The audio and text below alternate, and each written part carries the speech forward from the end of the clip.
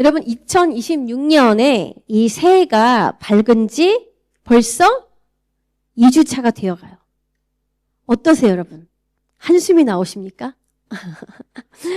새해 첫 주에 했던 다짐들 여러분 계속 지속되고 있나요? 혹 몇몇 가지 실패하셔가지고 벌써 막 좌절하고 포기하고 계신가요? 역시 나는 안 되는 사람인가 봐. 또 작심삼일이네. 이번에도 실패했으니까 하나님 앞에 나아가기가 진짜 민망하다 하고 계시진 않습니까? 여러분 이거는요 단순히 우리의 의지가 약해서가 아니에요. 바로 출발점이 잘못됐기 때문이에요. 우리는요 새해가 되면요 올해는 잘 믿어야지, 이번에는 좀 제대로 신앙생활 해야지, 작년처럼 살면 안 되지, 이번 연도 은혜가 열린교회 주제라는데 내가 열심히 해서 꼭 이 은혜를 체험해야지 합니다. 이런 마음과 결심이요 잘못된 건 아니지만 여기에는 한 가지 위험한 전제가 숨어 있어요. 바로 신앙은 내가 시작해야 하는 것이다. 은혜는 내가 잘하면 더 받는 것이다란 위험한 생각이에요. 이런 생각이 바뀌지 않으면요 아무리 은혜를 말해도요 우리는 결국 다시 율법적인 신앙이나 다시 자기 정죄나 아니면 다시 영적 번아웃으로 돌아가게 됩니다. 그래서 우리는요 이런 말을 너무 쉽게 하게 되죠. 예배 가운데 제가 은혜를 받았는지 제 마음이 따뜻해졌어요. 은혜를 받았는지 눈물이 났어요. 목사님 오늘 설교 은혜 너무 많이 받았습니다. 여러분 이런 말은요 진짜 은혜가 뭔지 모르기 때문에 나오는 말들이에요. 본인은 은혜를 받았다 하나 정작 삶은 여전히 자책으로 무너지고 남을 정죄하며 신앙이 버겁고 하나님 앞에 나가기를 두려워하죠. 왜 이래요? 왜? 이 은혜를 내 경험으로 착각했기 때문이에요. 내가 기도하면 은혜 주시겠지? 내가 회개하면 은혜가 회복되겠지? 은혜를요 내가 느낀 어떤 상태로 착각한 거예요. 그러나 성경은요 여러분 단 한 번도 은혜가 인간의 결단으로 시작된다 말하지 않아요. 여러분 성경은 은혜를 뭐라고 합니까? 단순히 하나님이 우리에게 베푸신 호의라고 합니까? 아니면 우리 기분 좋게 하나님이 주시는 선물이라 합니까? 우리를 감동하게 하는 어떤 위로 정도입니까? 아니죠. 은혜는 하나님의 무조건적 호의와 무조건적 자비와 사랑을 행동으로 나타내신 거예요. 그냥 어떤 단순한 느낌이 아니라요. 하나님이 먼저 시작하시고 우리 인간은요 받아 누리는 힘이에요. 너가 잘하면은 내가 반응하겠다가 아니라 너가 어떤 상태든 내가 먼저 가겠다는 이 하나님의 결정입니다. 성경은요 처음부터 끝까지 이 은혜는 사람이 시작한 게 아니라 우리가 만들어낼 수 있는 게 아니라 전지전능하신 우리를 목숨 다해 사랑하시는 하나님이 이미 준비해 두신 거라고 해요. 여러분 은혜가 어떻게 시작됐죠? 창세기 3장을 보면은요 은혜가요 우리 인간의 타락 이후에 급조된 계획이 아니라는 사실을 아주 잘 볼 수 있죠. 그런데도 많은 사람들은요 이 인간이 죄를 지어가지고 하나님이 어쩔 수 없이 은혜를 주신 거다라고 생각해요. 그렇지만 여러분 창세기 3장을 한번 잘 보십시오. 아담과 하와가 죄를 지은 직후 이들이 가장 먼저 한 행동이 뭐였어요? 숨었어요. 하나님으로부터 숨었죠. 또 부끄러워했어요. 하나님을 피했어요. 그런데 누가 먼저 말합니까? 창세기 3장 9절에요. 아담아 아담아 네가 어디 있느냐. 여기요 하나님이요 아담과 하와의 죄를 추궁하려고 이들을 찾으시는 게 아니에요. 죄를 짓기 전과 똑같이 매일 아담과 동행하시는 하나님은요 아담이 죄를 지어가지고 하나님을 멀리하고 떠났어도 이들의 이름을 부르시며 다시 함께하고자 하는 이 하나님의 사랑의 콜링이었어요. 바로 너가 지금 어떤 상태더라도 내가 너를 다시 생명의 근원된 내 품으로 돌아오게 하겠다. 그래서 너가 살 수만 있다면 내가 너를 끝까지 찾겠다 하시는 거예요. 다시 아담과 생명의 이 관계를 시작하시려는 콜링이요. 인간은 숨었고 도망갔지만 하나님은 다시 관계하자 찾으시는 거. 이게 바로 은혜의 시작이에요. 그리고 창세기 3장의 놀라운 순서를 보십시오. 죄가 인간에게 들어오자 인간은 뭘 해요? 변명을 하죠. 아담은 하와가 자신을 꼬들겨가지고 죄를 지을 수밖에 없었다 하고, 하와는 뱀이 자신을 꼬들겨서 죄를 지었다 하면서 자신들을 변명합니다. 이렇게 자기 죄를 회개하지 않는 자들을요, 하나님이요, 즉각 멸망시켜도 되잖아요. 그렇죠? 그런데 하나님이 뭘 하세요? 이들이 서로를 수치스럽게 여기면서 두려워 떠는 그 마음을 보시고 하나님이 직접 가죽옷을 입히시잖아요. 한 동물을 죽여 각을 떠서 그 동물의 가죽으로, 잘 해지지 않을 튼튼한 가죽으로 그들의 수치를 가려주시죠. 그러자마자 하나님이 뭘 하세요? 창세기 3장 15절에 여자의 후손, 즉 우리 모두의 죄를 다 짊어지고 십자가에 달려 죽음으로 우리를 구원할 예수님을 약속하시잖아요. 여러분, 이 은혜는요, 심판 이후가 아니라 심판 이전부터 준비된 하나님의 마음이었음을 여러분 기억하셔야 돼요. 죄악 가운데 사단의 조롱을 받는 저희들을 위해서 죄로 인해 생명 되신 하나님과 영원히 떨어져 죽을 수밖에 없는 나를 위해서 저들을 당장 죽여라. 나를 떠나 자기 지네가 살 수 있다 생각했어? 몽땅 다 죽여라. 나는 다 죽여도 나는 다시 새롭게 시작할 수 있는 신이다 하실 수 있는데, 저들이 죄로 인해 그 어떤 것에 손가락질 받지 않게 하야겠다. 자기 스스로도 자기 자신을 자책하거나 용서하지 못하는 그런 마음 먹기 전에 생명된 나를 떠나 영원히 죽기 전에 내가 신이니까 내게 가장 소중한 것을 대신 죽임으로, 대신 내 아들을 손가락질 받게 함으로, 대신 내 예수를 저주함으로 너희들을 살리겠다 하신 거예요. 여러분, 이게 바로 은혜의 시작이었어요. 여러분을 살리고자 신된 하나님께서 마음 먹고 즉각 행동하신 거예요. 약간의 머뭇거림도 없이 즉각 행동하시고 즉각 계획하시고 이행하셨죠. 여러분을 죄악에서 건지시고자 하나님이 직접 하신 거예요. 이렇게 은혜는요, 심판이 임하기 훨씬 전에 이미 준비되었어요. 여러분, 구약 전체에요, 하나님은 반복해서 자신을 은혜로운 신 되신다 소개하거든요. 우리 출애굽기 34장 6절부터 7절 함께 읽어볼까요? 시작. 여호와로라 여호와로라 자비롭고 은혜로우며 노하기를 더디하고 인자와 진실이 많은 하나님이라. 이거는요, 인간이 하나님을 평가한 말이 아니라요, 하나님 자신을 스스로 소개한 거예요. 하나님은 자신을 나는 무섭다, 나는 완벽해야만 만날 수 있다 라고 소개하지 않았어요. 하나님은요, 자신을요, 나는 거룩하다, 나는 심판의 하나님이다 하시기 이전에 자신을 은혜롭다고 소개하셨어요. 사랑하는 성도 여러분, 여러분은 정말 이 은혜로운 하나님을 믿고 계십니까? 정말 하나님이 은혜로우신 분임을 여러분 확신하세요? 혹 이 은혜로운 하나님보단 거룩하셔서 내 죄악과 함께 할 수 없으니 내가 죄를 지으면 나를 가장 빨리 멀리 하시는 분으로 오해하고 있지는 않습니까?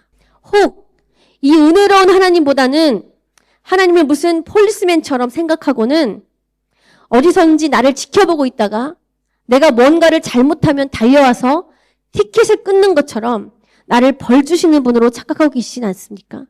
이 은혜로운 하나님보다는 나를 얽매고 나를 누르고 나를 어떤 틀에 집어넣으려는 분으로 잘못 생각하고 있지는 않습니까? 이 은혜로운 하나님보다 나에게 뭔가를 많이 시키고 헌신을 요구하고 나를 자기 앞에 굴복시키려는 부담스럽고 버거운 하나님으로 잘못 받아들이고 있지는 않으십니까? 사랑하는 성도 여러분, 하나님은 여러분에게 자기를 나는 자비롭고 은혜로우며 노하기를 더디하고 인자와 진실이 많은 하나님이라 소개하십니다. 시편 103편 우리 12절 한번 읽어볼까요? 시작. 동이 서에서 먼 것 같이 우리의 죄가를 우리에게서 멀리 옮기셨으며. 이 하나님의 은혜가 어떤 일을 했는지 지금 말해줘요. 여기서 멀리 옮기셨다는 말은요, 히브리어로 의도적 분리를 의미해요. 의도적으로 이렇게 둘이 나눈 거죠. 그러니까 은혜는 죄를 모른 척하는 게 아닌 거예요. 그 죄를요, 책임지고요, 죄를요, 처리하고요, 죄와 나 사이를 끊어내는 이 하나님의 적극적인 행동인 거예요. 여러분, 동이 서에서 먼 것 같이 동쪽과 서쪽은 절대 같이 있을 수 없죠. 하나가 될 수 없죠. 동이 서쪽으로 더 가까워지려 하면 서쪽은 자연스럽게 더 멀어지는 거잖아요. 서로 닿을 수 없을 만큼 우리의 죄를 멀리 옮기시기 위해서 하나님이 이 죄를 책임지셨고 죄를 처리하셨고 죄로부터 오는 모든 결과를 하나님이 직접 끊어내신 거예요. 이 은혜는 죄를 없었던 것처럼 덮는 게 아니라요. 죄를 십자가까지 끌고 가서 처리해버리시는 하나님의 결단이에요. 이 은혜는요, 우리의 상태와 무관하게 준비됐죠. 여러분, 하나님이 왜 이 은혜를 준비하셨을까요? 바로 우리 스스로는요, 절대 살 수 없다는 걸 아셨기 때문에. 창세기 3장 이후 인간의 역사는 한 가지를 증명하잖아요. 그럼 뭐예요? 그거는 인간은 절대 결심으로 변하지 않는다. 이스라엘 백성들이 늘 하나님께 다짐하며 약속했지만 이 다짐은 지속이 되지 못했고 늘 하나님께 한 이 약속들을 어기게 됐고 늘 넘어졌잖아. 조금만 이 결심들이 지속될 것 같으면 얼마 못 가서 작심삼일처럼 다시금 이 하나님과의 약속들을 어기고 마는 우리 인간. 하나님은 이 실패를 다 알고 계셨죠. 그래서 하나님이 율법만 주신 게 아니라 바로 이 은혜를 준비하신 거예요. 그런데 여러분, 이 은혜를요, 하나님이 우리가 어떨 때 준비하셨죠? 로마서 5장 6절 읽어보겠습니다. 시작. 우리가 아직 연약할 때에 기약대로 그리스도께서 경건하지 않은 자를 위하여 죽으셨도다. 그리고 8절 시작. 우리가 아직 죄였을 때에 그리스도께서 우리를 위하여 죽으심으로 하나님께서 자기의 사랑을 확증하셨느니라. 여러분, 여기서 반복되는 단어가 있어요. 뭐예요? 아직. not yet. 아직. 아직이란 단어. 회개하기 전에, 믿기 전에, 깨끗하게 바뀌기 전에 이 은혜가 준비됐다는 거. 여러분, 내가 예수를 비난할 때, 내가 예수를 저주했을 때, 내가 예수를 떠났을 때, 내가 하나님으로부터 도망쳤을 때, 아직 내가 죄인 되었을 때, 내가 받아들여지기 합당해서가 아니라 내가 아직 더럽고 하나님과 하나가 될 수 없을 때, 그때 하나님이 은혜를 준비하셨음을 여러분 기억하십시오. 하나님은요, 단 한 번도요, 여러분의 깨끗한 상태를 보고요, 여러분에게 달려가신 적이 없어요. 내가 그 누구의 손 닿기 버거울 때, 내가 교만하고 정말 함께하고 싶지 않고 관심 하나 가지 않은 그런 사람일 때, 정말 마음에 하나 안 드는 그런 사람일 때, 죄의 더러운 우더기를요, 잔뜩 입어가지고요, 죽어서 마땅했을 때, 나를 향해 두 손 두 발 벗고 달려오신 예수님이 계셨음을 여러분 기억하셔야 돼요. 바로 이 십자가는 이 은혜의 증명서입니다. 오늘 여기 말씀이 하나님께서 자기의 사랑을 확증하셨느니라. 여러분, 십자가 사건은요, 하나님이 우리를 이만큼 사랑할 수 있나 하는 하나님의 사랑의 가능성이 드러난 곳이 아니에요. 이미 결정된 사랑의 증거예요. 사랑받을 자격 없는 나를 위해서요, 기꺼이 목숨 다해 사랑한 하나님의 이 사랑이요, 눈에 보여지게끔 증명된 것뿐이에요. 이 십자가에서요, 하나님의 슬픈 감정, 속상한 감정, 우리를 사랑하는 어떤 감정이 드러나신 게 아니라 이 십자가 사건은요, 신이 직접 피 흘린 역사적 사건이죠. 실제 이 사랑의 마음을요, 행동으로 보여주심으로 사실이 되게 하셨고 역사가 되게 하셨어. 그러니 여러분, 우리 모두는요, 이 역사를 부인할 수 없죠. 이 사실이요, 사실이 아니라고요, 부정할 수도 없어. 여러분, 다 아는 세계 2차 대전이 일어난 게 역사적 사실이잖아요. 이 세계 2차 대전으로 인해서 지금 우리 모두는 여러분 어떤 영향을 실제로 받고 삽니까? 제가 약간 조사해 보니까요. 국제 정치, 그 정치 거기에는요. 유엔이 생겼어요. 2차 대전 때문에. 그리고 냉전이라는 게 생겼고 국제 질서가 생겼어요. 또 이 국가로서는요. 탈식민지가 생겼고요. 민족 국가가 생겨났고요. 인권으로는 인권이라는 게 선언이 됐고요. 전쟁 범죄 개념이 잡혔고요. 경제론에서는요. 복지국가와 세계화가 시작됐고요. 기술에서는요. 핵무기가 시작됐고 IT 산업이 시작됐고 우주 탐험이 생겼고 사상적으로는요. 인간이 불신되어지는 사상, 평화의식이 잡혔다고요. 여러분 이 한 역사적 사건으로 2차 세계대전이란 이 한 역사적 사건으로요. 인류 모두가 스스로 자신들을 파괴할 수 있다는 이 사실을 자각해버렸어. 그리고 이 충격으로 오늘날 국제 질서, 인권, 과학, 평화의 개념이 탄생된 거예요. 여러분 이렇게 역사는요. 현대 우리 사회에 어마어마한 영향을 미칠 수밖에 없죠. 왜냐? 왜 그래요 여러분? 역사는 사실이니까. 2000년이 훌쩍 넘은 역사 속에요. 실제로요. 신이 인간이 되어 이 땅에 오셨죠. 그리고는요. 저와 여러분의 모든 죄를 지고 십자가에 달려 죽으셨고 부활하셨잖아요. 이 사건은요. 우리가 부인할 수 없는 역사적 사실이에요.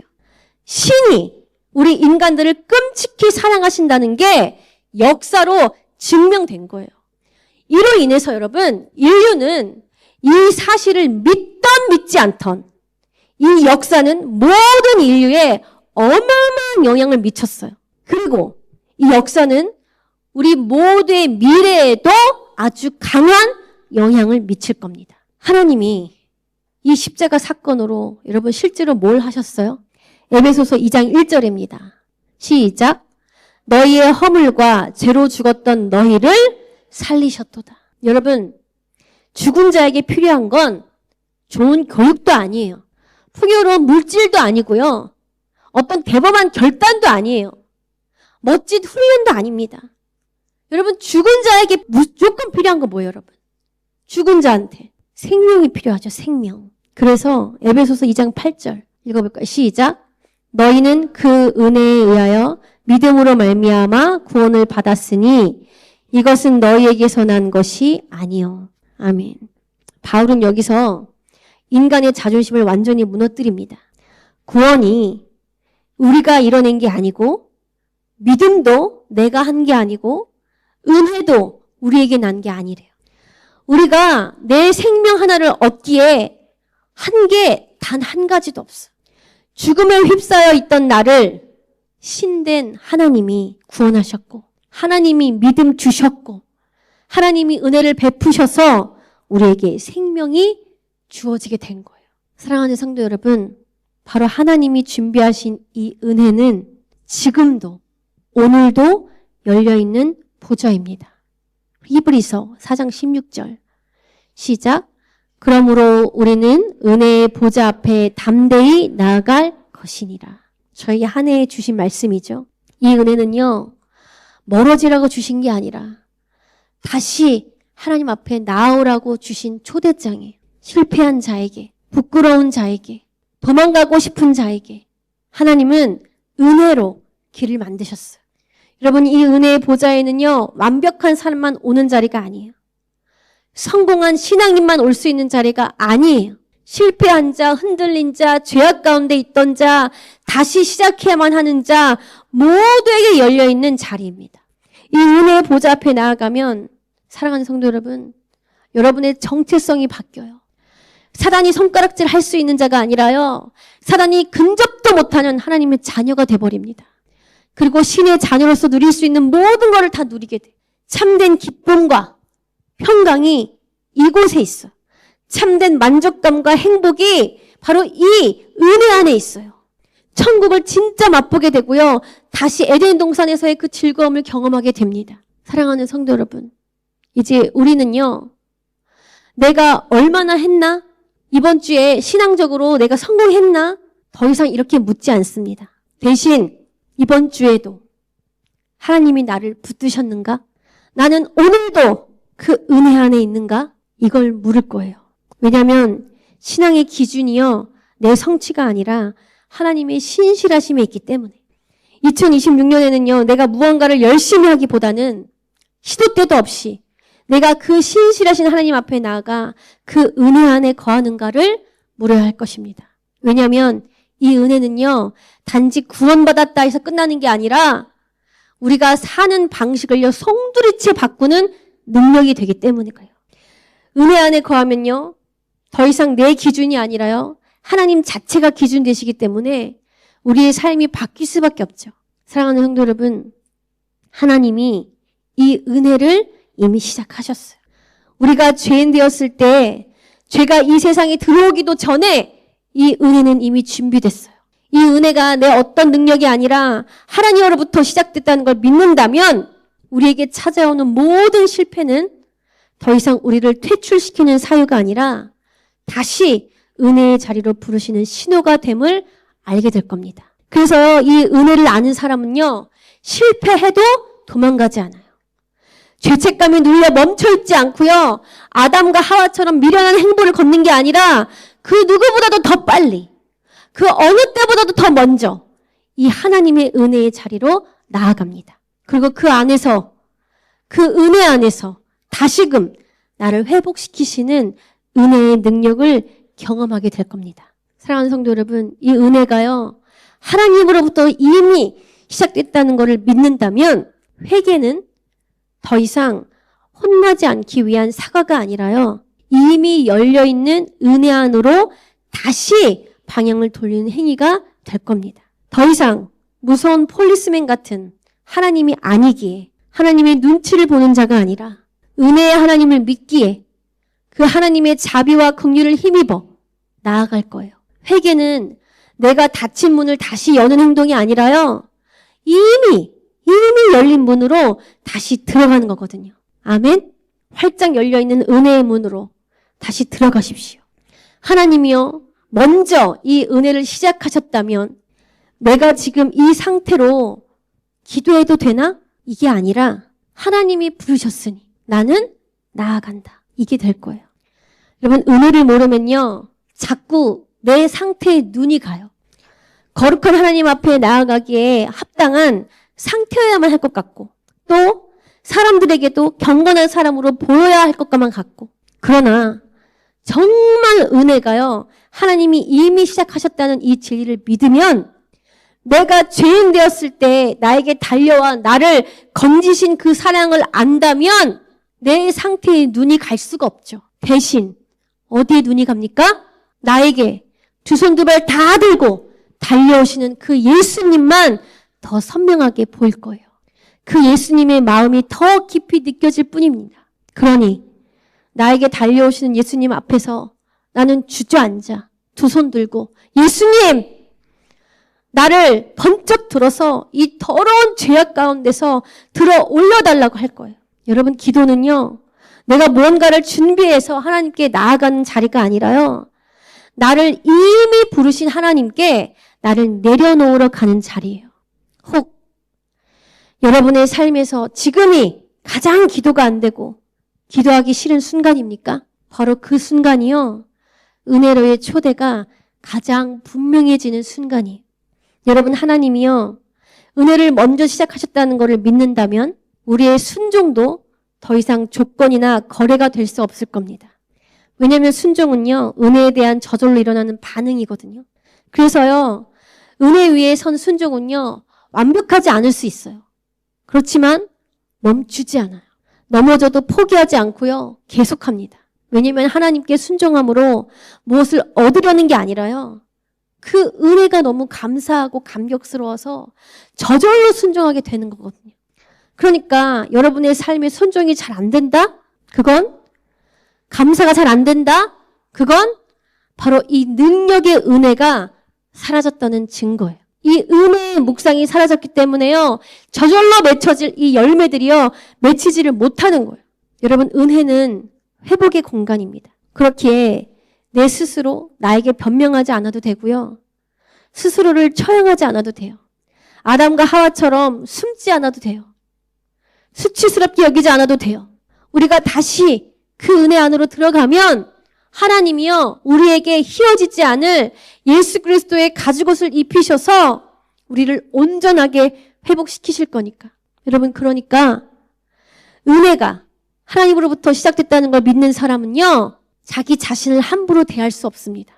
은혜는 여러분 한 사람 한 사람을요, 예수님 값으로 산 것이기 때문에 여러분이 그 누구보다 존귀하게 되는 자리이기 때문에 그래요.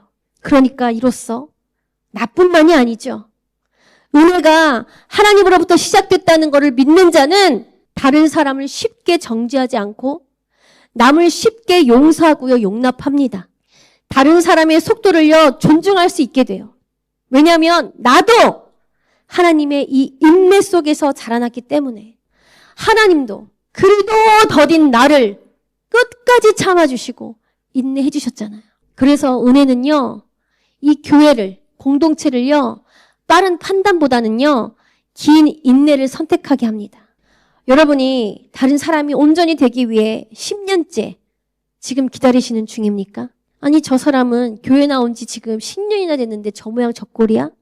하나님은요, 여러분을 더 많이 기다리셨음을 기억하세요. 저 사람은 지금 하나님 믿은 지가 몇십 년인데 변화가 저렇게 느려? 여러분 답답하세요? 하나님은요, 저와 여러분이요, 새털 하나 바뀌지 않는 자임을 잘 알면서 그 답답함을 이기셨음을 여러분 기억하셔야 돼요. 하나님이 은혜를 시작하셨다는 걸 믿는다면 우리의 모든 사역은 더 이상 나의 믿음이나 나의 능력이나 나의 존재를 증명하는 자리가 아니라 하나님이 하시는 일에 참여하는 자녀가 될 겁니다. 여러분, 사역은요, 내가 책임질 일이 아니죠. 그렇죠? 사역은 내가 책임져서도 안 돼. 하나님의 일이고요. 하나님이 책임지실 거고 하나님이 역사하실 거예요. 여러분 봐봐요. 내 스스로가 구원받은 것도 내가 변화받은 이 사역도 다 하나님이 하셨잖아요. 그러기에 이 은혜를 안다면 사역이 더 이상 무겁지 않죠. 즐겁고 가벼운 것이 돼요. 여러분, 하나님은요, 절대 일을 잘하는 사람을 쓰지 않아요. 그저 이 은혜 안에 머무는 사람, 이 은혜 안에 머무는 사람을 쓰신다는 사실 여러분 기억하셔야 돼요. 하나님이 은혜를 시작하셨다는 걸 믿는다면 우리에게 다가오는 모든 고난은 더 이상 버림받았다는 증거가 아니라 하나님이 나와 함께 계신다는 다른 방식의 표현됨을 잘 알게 될 겁니다. 십자가가 가장 큰 은혜의 자리였듯 말이죠. 여러분이 겪고 있는 그 어려움 속에서 하나님은 지금 어떤 방식으로 여러분과 함께하고 계실까요? 은혜의 하나님은 지금 그 힘듦 속에서 어떤 심정으로 여러분과 함께하고 계실까요? 마지막으로 하나님이 은혜를 시작하셨다는 이 진리를 믿는다면 우리 모두의 미래는 더 이상 내 결심의 결과가 아니라 하나님의 신실하심의 연장선이 될 거예요. 그래서 우리는 이렇게 고백할 수 있죠. 나의 미래는 내가 얼마나 잘할지에 달려있지 않고 하나님이 얼마나 신실하신지에 달려있다. 사랑하는 성도 여러분, 하나님은요, 정말 신실하신 분이에요. 변함없이 저 여러분을 목숨 다해 끝까지 사랑하시는 분이에요. 여러분을 끝까지 책임지시는 분이에요. 말씀을 마칩니다. 사랑하는 성도 여러분, 거룩해질 수 없었던 저와 여러분을 은혜로 말미암아 이제 거룩한 삶을 살게 하셨어요. 하나님과 같은 그런 성품을 절대 가질 수 없던 저희가 이 은혜로 이제 하나님을 닮은 자녀가 되게 하셨고, 나 자신의 솜털 하나, 습관 하나 바꾸지 못하던 능력 하나 없는 저희를 은혜로 이제는 신의 능력으로 세상을 능히 이기게 하셨어요. 여러분, 이게 은혜의 힘이에요. 이제 2026년은요, 더 잘 해보려고 하는 해가 아니라 다시 은혜 위에 서는 해가 되어야 합니다. 내 결심으로는 되지 않는다는 걸 여러분 빨리 깨닫고요. 때때마다 은혜의 보좌의 자리로 나아가야 돼. 하나님은 저희 모두에게 너 실패했니? 은혜 앞으로 나와라. 너 엉망진창이야? 다시 기도의 자리로 나와 은혜를 묵상해라. 이러므로 내가 증명한 이 은혜로 다시 회복되라 하십니다. 여러분, 은혜는요, 내가 붙잡은 것이 아니라요, 이미 붙잡힌 상태임을 여러분 기억하세요. 은혜로 저와 여러분은 이미 하나님의 신실하신 손에 붙잡혔어요. 하나님이요, 먼저 시작하셨고 하나님이 준비하신 이 은혜가 우리의 삶을 이미 움직이고 계세요. 이 은혜의 능력을 이미 저와 여러분이 경험하고 있습니다. 2026년 시시때때로 이 은혜의 보좌 앞으로 나아감으로 더한 은혜의 능력을 맛보는 열린 성도님들 되시기를 축원합니다.